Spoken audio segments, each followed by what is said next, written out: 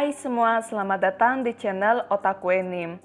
Tak terasa video kali ini akan menjadi pembahasan terakhir untuk light novel Classroom of the Elite Second Year Volume 3. Jadi pada video sebelumnya, Ayano Koji dan Nanase saling bertarung yang berakhir dengan kekalahan Nanase. Sementara itu, orang yang ternyata membuntuti Ayano Koji dan Nanase adalah Kushida yang setelah diberitahu oleh Yagami bahwa ada kesempatan untuk mengeluarkan Ayano Koji, musuh yang dibencinya. Kushida sekarang menyadari bahwa musuh nomor satu yang harus ia keluarkan bukanlah Horikita, melainkan Ayano Koji. Kushida menyalahkan dirinya sendiri karena tidak merasa curiga setelah Ruin tiba-tiba berhenti mencari X di kelas D tahun lalu yang semuanya ada hubungannya dengan Ayano Koji. Pada awalnya, Kushida sulit mempercayainya karena Ayano Koji terlihat seperti orang membosankan yang tidak berbahaya. Tiba-tiba Kushida menerima panggilan walkie-talkie dari Yagami. Yagami meminta Kushida untuk beristirahat dan bertahan karena saat-saat yang dinantikan akan datang. Di sini Kushida sedikit kesal karena Yagami sok memerintahnya. Setelah 5 menit beristirahat, Yagami mulai menginstruksi Kushida untuk mendekati Ayano Koji dan Nanase dan merekam dengan tabletnya. Namun saat Kushida akan mulai merekam sebelum pertarungan Nanase dan Ayano Koji, secara tiba-tiba Amasawa yang tidak pernah berinteraksi dengan Kushida muncul dan ikut campur. Di bawah kengkangan Amasawa, Kushida dipaksa pergi menjauh dari Ayano Koji dan Nanase. Setelah berhasil mengendalikan kepanikannya, Kushida mencoba untuk memainkan kepribadiannya yang biasa dan bertanya kenapa Amasawa bisa ada di tempat ini. Amasawa menjawab kalau ia kebetulan lewat dan secara tidak sengaja bertemu dengan Kushida yang sedang menyelinap. Kushida membantahnya dan berkata kalau ia hanya sedang berjalan sendiri. Tapi Amasawa meragukannya dan mulai mendekati Kushida. Spontan, Amasawa langsung melayangkan sebuah tamparan ke pipi Kushida. Tapi Kushida masih memerankan perannya dengan berpura-pura seperti orang yang ketakutan. Amasawa bertanya sampai kapan Kushida akan memakai topeng di wajahnya, dan terus menampar Kushida dan bahkan meninjunya sekali untuk akhirnya menarik kepribadian Kushida yang sebenarnya. Jadi di sini total Amasawa menampar Kushida adalah 4 kali. 2 kali di bagian kiri dan 2 lagi di bagian kanan. Amasawa juga mengetahui tentang rahasia Kushida dan rencananya yang ingin memenangkan hati Nagumo meskipun gagal. Amasawa tahu Kushida berencana menggunakan tablet miliknya untuk memahami kelemahan Ayano Koji dan membuatnya dikeluarkan. Padahal sebenarnya Amasawa sangat ingin melihat Ayano Koji mengalahkan Nanase tanpa menyakitinya. Kushida bertanya mengapa Amasawa melakukan ini, yang menurut Amasawa ia datang untuk menyelamatkan Ayano Koji. Karena Ayano Koji adalah orang yang sangat penting baginya. Jadi Amasawa tidak bisa membiarkan orang luar seperti Kushida mengeluarkan Ayano Koji dari sekolah. Kushida bertanya apakah Amasawa menyukai Ayano Koji. Amasawa menjawab kalau itu bukan ke arah menyukai, tapi lebih pada perasaan yang melebihi cinta. Atau bisa dikatakan terobsesi dengan Ayano Koji lah ya. Di sini Amasawa menyuruh Kushida untuk kembali, tapi Kushida memintanya untuk tidak bercanda. Kushida lantas mengambil tanah basah dan melemparnya ke tubuh Amasawa sebagai tanda penolakan. Kushida tidak mungkin mundur begitu saja setelah bersusah payah mengikuti Ayano Koji dan Nanase sampai di sini hanya karena seorang gadis yang lebih muda darinya. Amasawa mendekat dan menjabak poni Kushida. Kushida menyuruh Amasawa untuk melepaskannya, tapi Amasawa sama sekali tidak berniat melakukannya. Kushida berkata kalau Amasawa tidak normal. Amasawa kemudian melepaskan jabakannya dan mendorong tubuh Kushida. Amasawa yakin Kushida sudah menyiapkan poin pribadi yang cukup untuk bertahan. Kalau tidak mungkin Kushida datang ke sini sendirian dan mengabaikan anggota kelompoknya yang tentunya akan memberikan resiko yang cukup besar. Dan benar saja Kushida melakukan hal gila ini setelah mengamankan minimal 2 juta poin pribadi. Kushida sudah menyiapkan 1,3 juta poin dan sisanya akan diisi oleh Yagami. Mereka sempat mengobrol sebentar sebelum akhirnya Amasawa mengatakan sampai jumpa dan berbalik untuk pergi. Tapi Kushida mencoba menyerangnya ketika Amasawa membalikkan punggungnya. Namun serangan itu dapat dihindari dan Kushida dikirim terkapar ke tanah lagi, entah yang keberapa kalinya. Amasawa kembali mengatakan kalau keberadaan Ayanokoji adalah kelemahannya, dan meminta Kushida untuk menyingkir karena ia ingin menemui Ayanokoji. Kushida mengatakan kalau ia berhasil mengeluarkan Ayanokoji, maka Amasawa akan menjadi target berikutnya yang akan Kushida hancurkan. Amasawa menjawab kalau Kushida tidak akan bisa melakukannya. Bahkan dalam pertarungan ini hasilnya sudah membuktikan jika Amasawa lebih kuat dari Kushida. Amasawa yang tidak berniat lagi bermain-main dengan Kushida mulai berjalan ke arah Ayanokoji dan menghilang.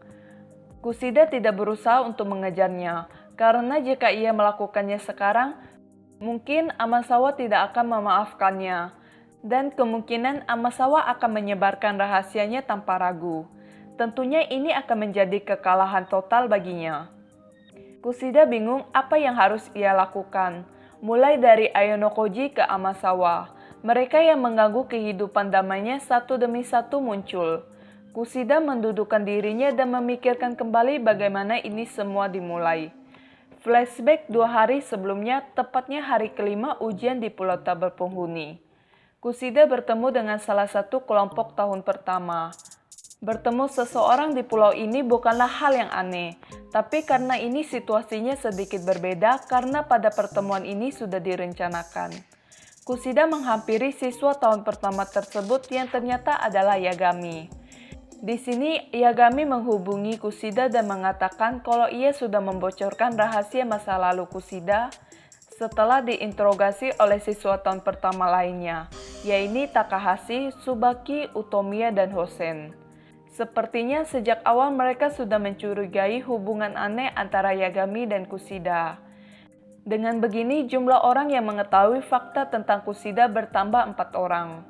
Akibatnya Kushida kehilangan banyak kepercayaan pada Yagami. Tapi Yagami mengatakan bahwa selama Kushida bekerja sama dan mengusir Ayanokoji, ia akan memberikannya poin pribadi dan kemudian mengeluarkan 4 siswa tahun pertama lainnya. Maksud Yagami memanggil Kushida adalah untuk membahas strategi mengeluarkan Ayanokoji yang sempat mereka bicarakan di atas kapal. Jadi di sini mereka berdua bekerja sama mengeluarkan Ayanokoji dengan memanfaatkan rencana Nanase. Di sini Kushida dan Yagami sempat berselisih tentang siapa yang akan melakukan peran untuk merekam pertarungan Ayanokoji dan Nanase.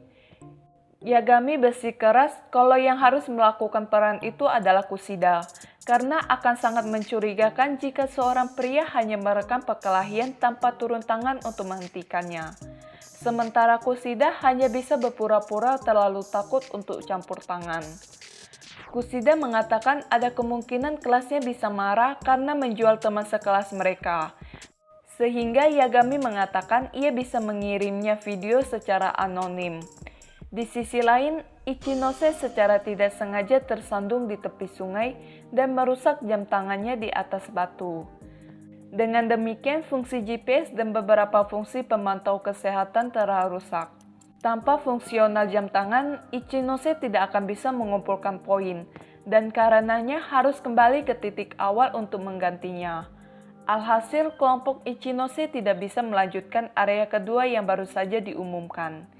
Ichinose kemudian meminta maaf kepada 3 orang di belakangnya karena hal tersebut.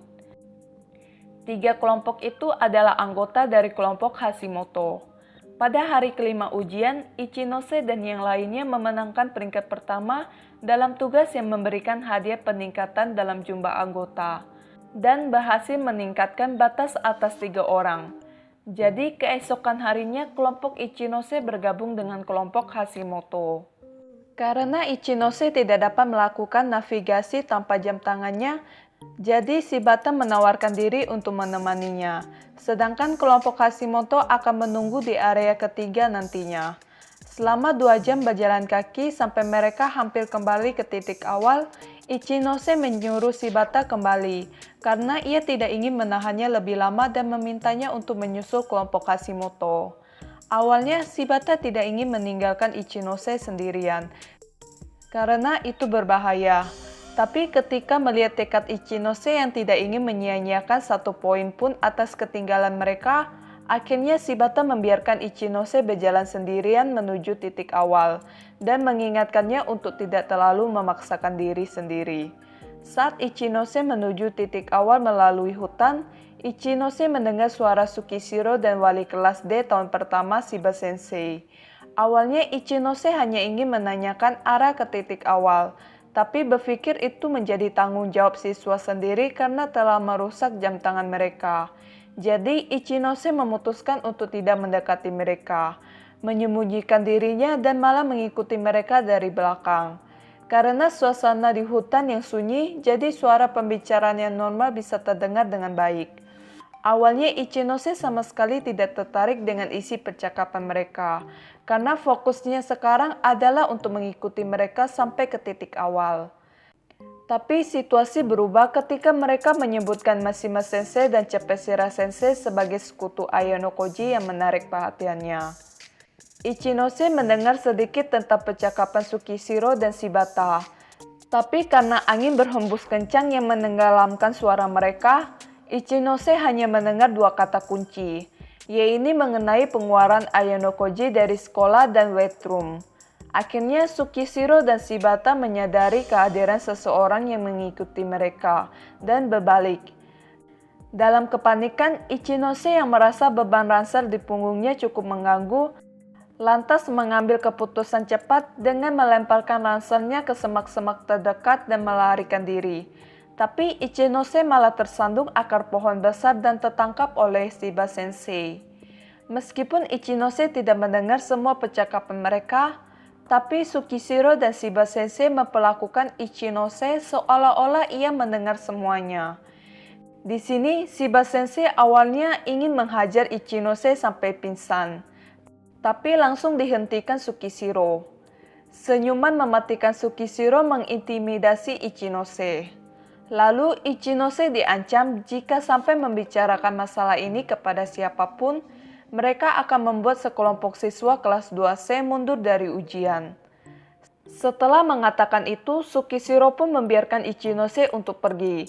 Dengan cepat, Ichinose segera beranjak dari sana menuju titik awal. Mereka cukup yakin bahwa Ichinose tidak akan mempertaruhkan teman sekelasnya untuk membantu musuh yang kuat dari kelas lain.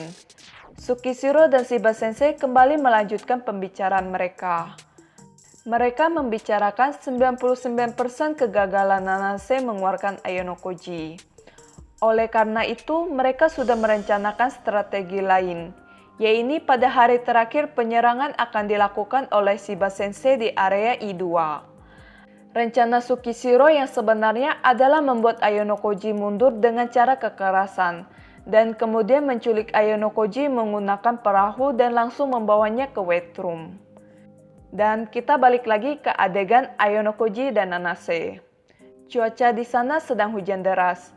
Di sini Nanase mulai menerima kekalahannya.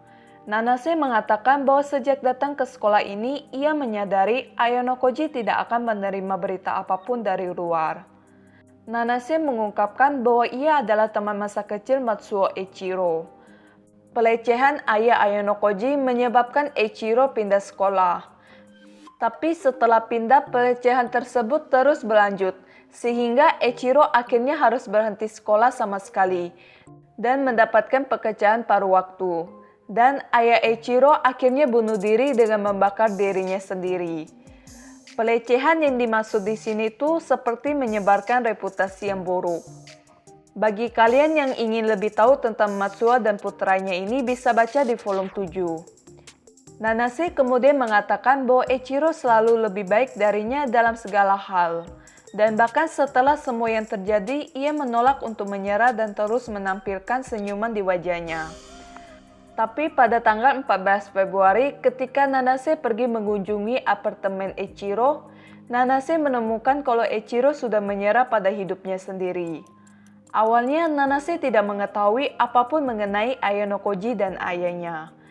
Tapi Tsukishiro muncul di hadapannya dan memberitahunya bahwa alasan hidup Eiichiro menjadi kacau karena seseorang bernama Ayanokoji Kiyotaka telah melarikan diri dari tempat yang disebut wet room dan mendaftar di sekolah ini. Dan jika Nanase berhasil mengeluarkan Ayanokoji, Tsukishiro berjanji untuk mempertemukan Nanase dengan ayah Ayanokoji.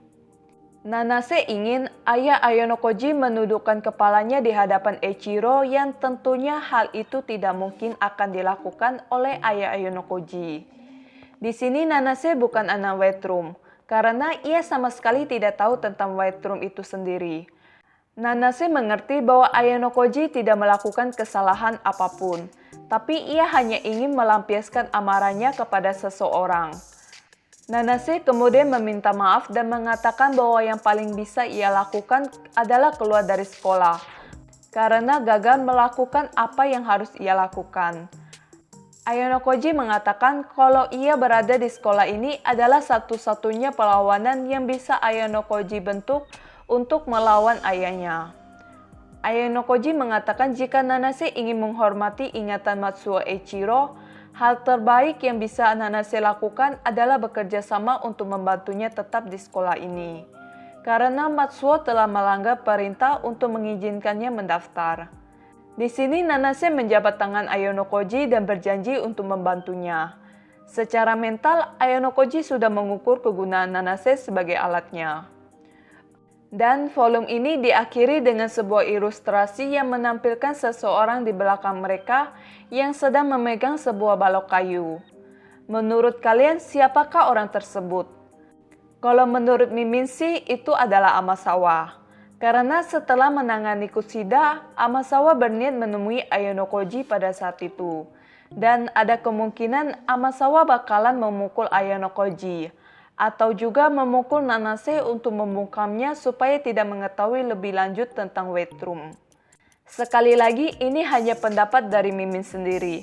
Dan untuk volume selanjutnya, Mimin dengar-dengar isu atau gosipnya kemungkinan akan diliris bulan Januari tanggal 25 atau juga bulan Februari. Tapi ini hanya kabar yang beredar, jadi belum ada kepastian yang jelas. Jadi kita tunggu saja sampai volume berikutnya liris untuk mengetahui sisa ujian khusus ini. Apakah Ayanokoji bakalan dikeluarkan atau tidak? Dan sampai jumpa lagi di pembahasan yang akan mendatang.